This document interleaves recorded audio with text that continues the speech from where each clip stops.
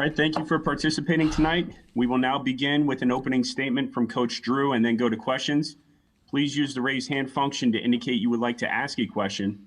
And when you are called on for your question, please state your name and affiliation first. Coach Drew, go ahead with an opening statement. Well, first, I credit Coach Sampson in Houston for a great season, great run. He's an unbelievable coach, and really blessed that our guys were able to shoot like they did, shared the ball like they did, because you knew you had to beat Houston. They weren't going to give it to you, and just really pleased on how our guys battled on the glass. Houston come in the game, I think it was like 62-27. They were up second chance points in the tournament, and the guys that don't always get their names in the paper for scoring points did an unbelievable job on the glass. The guards did a great job rebounding on the glass, and really proud of their effort.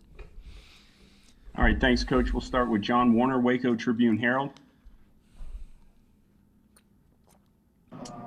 Yeah, Scott, was that about as good of a performance as you've seen, especially on this stage, in that first half especially? Yeah, that first half was similar to how we started against Arkansas, and then it fizzled out, obviously, but it was a great start, and guys really playing with poise, sharing the ball, making extra passes.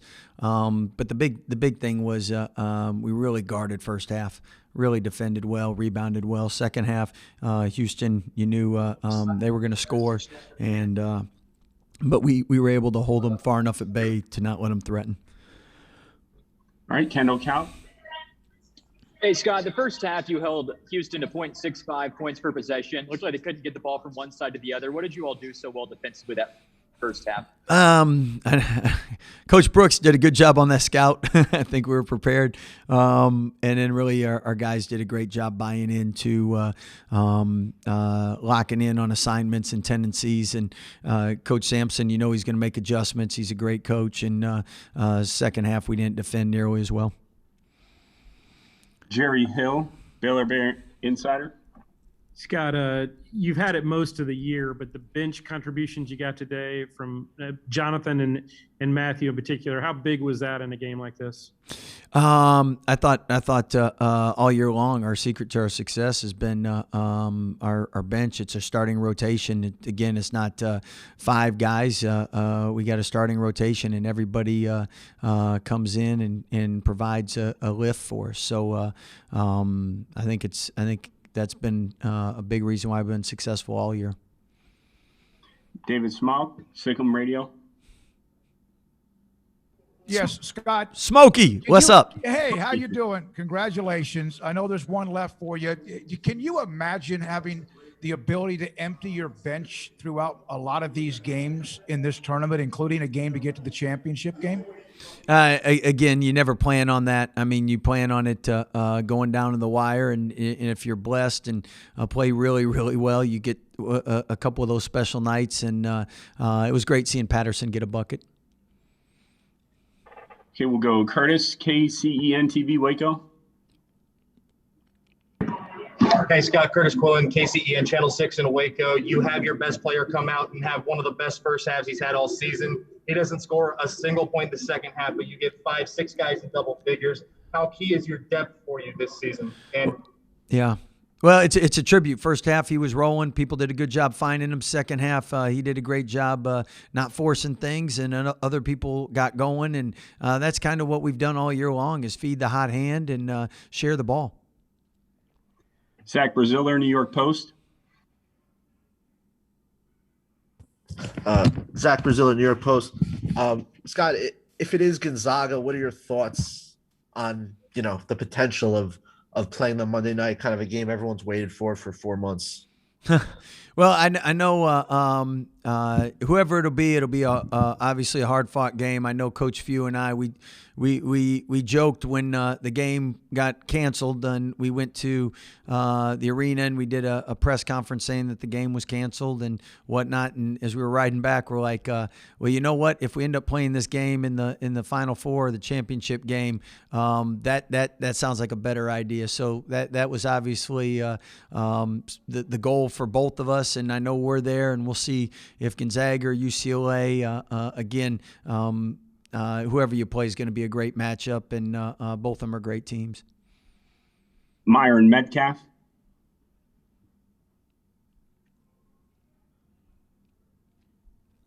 Myron, if you're there, go ahead and unmute.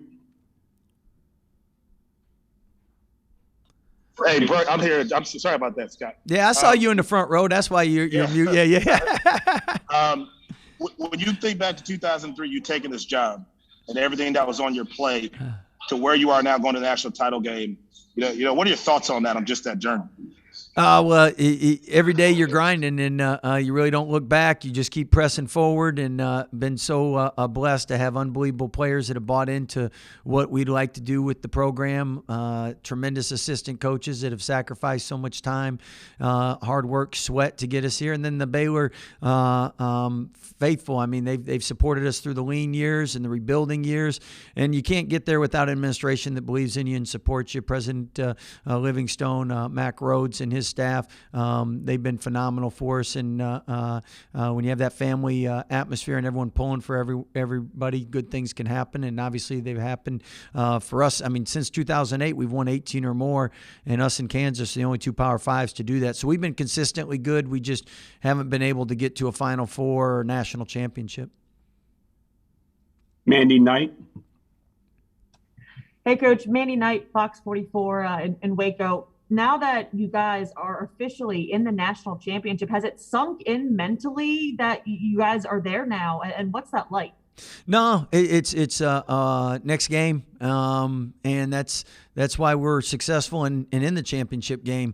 If you do too much celebrating or thinking, then you're not dialed in for the next opponent, and you're getting sent home. So I'm just excited as our whole travel party. We get to stay in the bubble for a couple more days and have an opportunity to play in the biggest game all year that every team sets out at the beginning of the year wanting to do. Jeff Goodman. Scott, can you hear me? Yes, I can hear you. When did your relationship with Mark start? You keep breaking up. What are you saying, Jeff? I was saying, where did your relationship with Mark start? How did it start? All right, Coach, we'll go to another question here. Andre Monroe. Andre Monroe, Insider Institute. Coach, congratulations on the win. Do you plan to prepare any differently for this championship game than you have in the tournament so far, or is it more important to kind of stay consistent to what you've been doing? Great question, and definitely stay consistent. It's too late to make drastic changes, and you got to go with what got you here. And that's what most teams do. And with us, I know we're excited about the opportunity to prepare to play either UCLA or Gonzaga for the championship. And we'll do what we normally do scouting-wise. And I know our players will be really excited for an opportunity to play in such a big game. But at the same time, it's business as usual in preparation. Jack Allen. Hey, Scott, another big day from Davion, a double-double. Was there anything in particular you saw from him and his ability to distribute today? No, I thought he made great reads. I thought he really got going at the end of the half, and I know everyone was excited with his last three, but that's what makes him so good is he's a two-way player, defensive player of the year, but then on the offensive end, he can score it, and he can create for others. So tremendous effort and outing by him. Mike DeCourcy. Hey, Mike. Scott, congratulations. Mike DeCourcy from Sporting News.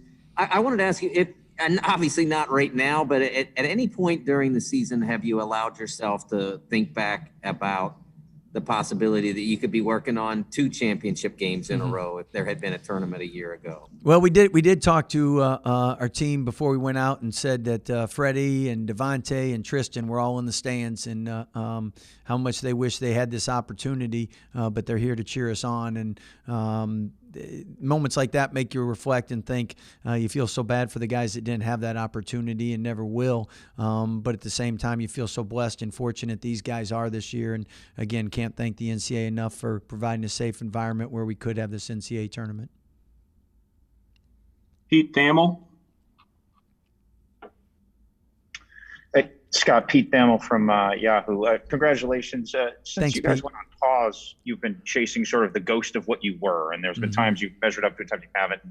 Does Jared's performance tonight and the performance you made today kind of make you feel like you're back in that groove you were in December and January? Well, I definitely thought even Wisconsin, we played much better, and Villanova second half we were really good.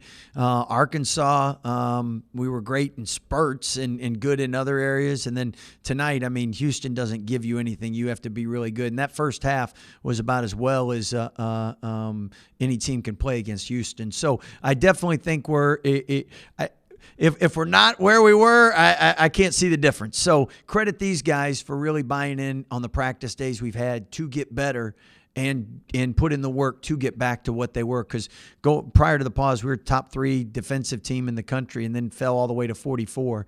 And I know gradually we've been working our way up. Last I saw was 27. But, I mean, these guys have really worked hard in practice. When at the end of the year, a lot of people don't want to practice hard. They want to save their legs for games. They're thinking about what they're doing after the season. And the last thing they want to do is get injured in practice.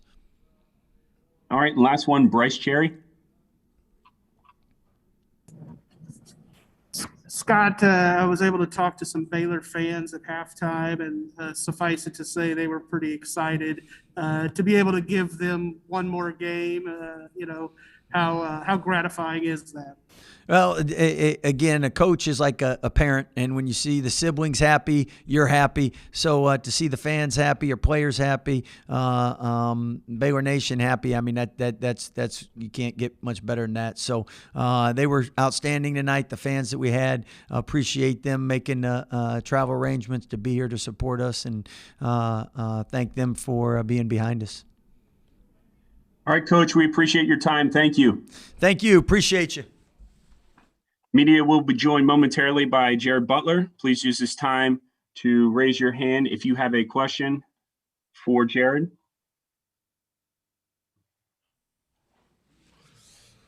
All right, we are now joined by Jared Butler. Again, media, please use the raise hand function to indicate you'd like to ask a question. We'll start first with John Warner from the Waco Tribune-Herald.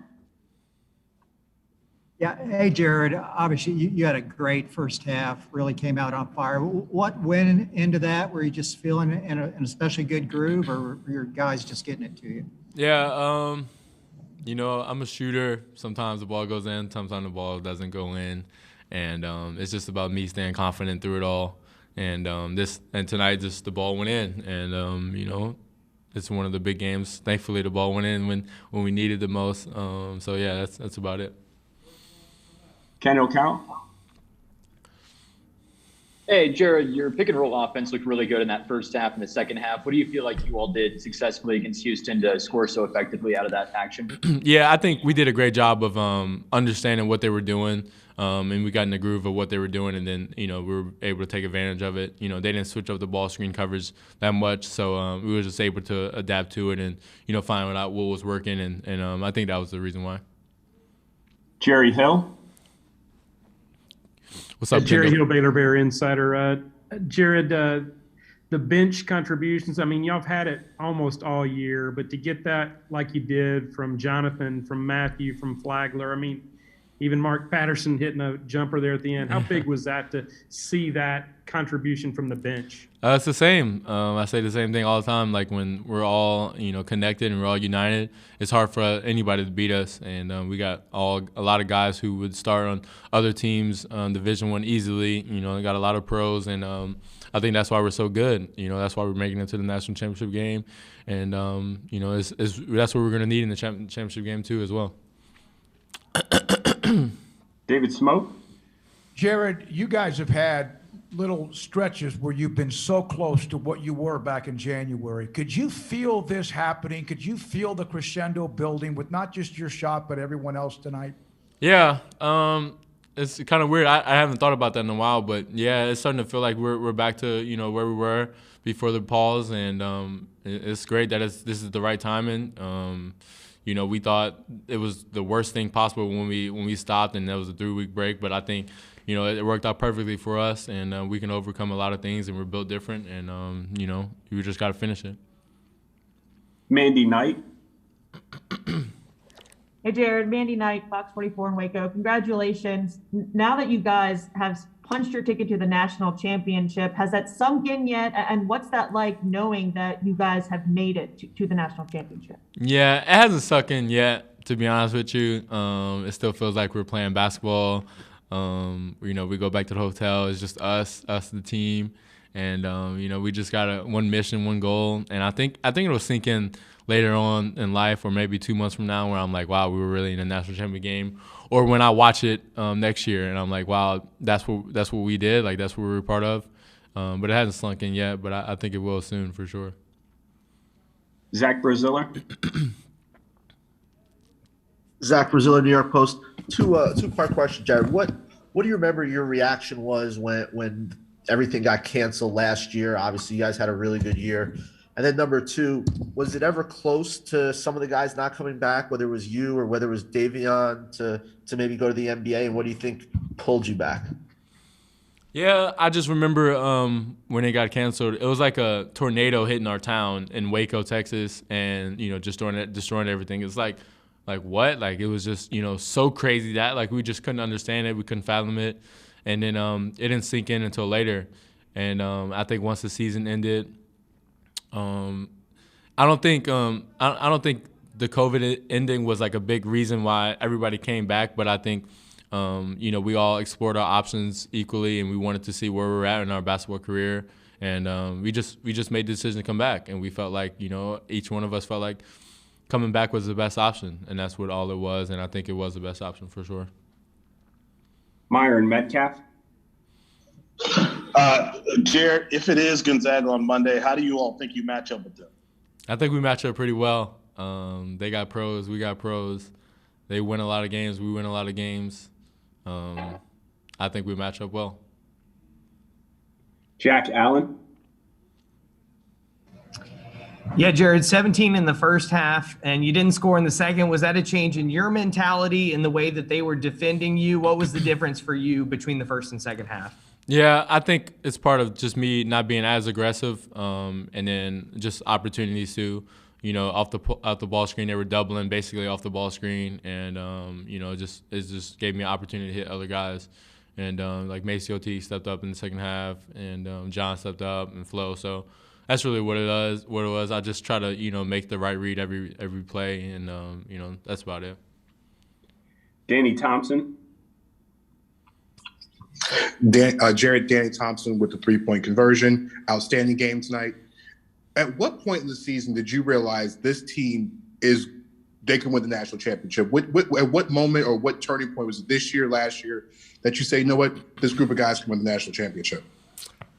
That's a great question. I knew we were a great team when we broke the record at Oklahoma. We won like 23 games in a row. And it was like the Big 12 record of, win streak. And we were in the locker room, and we were just like, this is it. This is us. Like, this is what we do. This is what we came to Baylor to do. And I think at that moment I realized, like, wow, we got some guys. Like, we got some real winners in the room. And I think at that moment I felt like we can always make it to the Final Four, the national championship game. John Title. John Title from hoopshd.com. I believe one of your original scholarship offers was from Virginia. Yeah. I was wondering, what are your memories of watching them win their own championship game a couple of years ago? Yeah, it was kind of bittersweet. I love Virginia. I think Tony Bennett does a great job, and the guys, Kyle Guy, DeAndre Hunter. I went on a visit there, so I kind of knew the guys, and I was just like, wow, that's really cool. I thought it was really cool, and I love Virginia, their culture and stuff like that. But it just kind of inspired me, and I felt like I could be a part of that, and I guess I am a part of it. So cool. Kirk Ray Bowles. Yeah, Jerry, Kirk Bowles from the Austin American-Statesman. Congratulations, and if y'all win Monday, it would be the second men's national championship in any sport. What would that mean to Baylor? And you feel like you guys are putting Baylor on the map more definitively? Oh, totally. That was one of my goals, and I know some of my teammates' goals is just to leave a legacy at Baylor, create Baylor as a blue blood, and just get guys coming to Baylor and seen as a highly touted, respected program. And Coach Drew's the coach for it, and the staff is the staff for it, and that's what I wanted to do. And you got to win national championships, you got to win consecutively, and you got to just be a great program, be about the right things, and that's what we're doing, and that's what I want to do. All right, last one, Kevin Lundqvist. You guys defensively have been so locked in all this year, but really just take us through the game today against Houston in the first half and how you pretty much shut them down with the exception of Sasser. What was the key defensively to get off to that start? We went through their plays pretty well, and we studied those guys pretty well, and we knew their tendencies, and we wanted to just come out as the aggressors. And you got to start that on the defensive end, especially in a game like this. People can get hot and see the ball go through. So we had to set the tone early, and we did a great job of doing that and fighting over ball screens, no easy layups, and offense and defensive rebounding. That was like a huge key for us, and we did that well early on, and I think that just set the tone for the rest of the way. All right, thank you for your time, Jared. Yeah. Media full transcript will be provided by ASAP Sports at ncaa.com/transcripts. You can also find a recording of this press conference in the NCAA Digital Media Hub at ncaa.veritone.com. Thank you for joining us.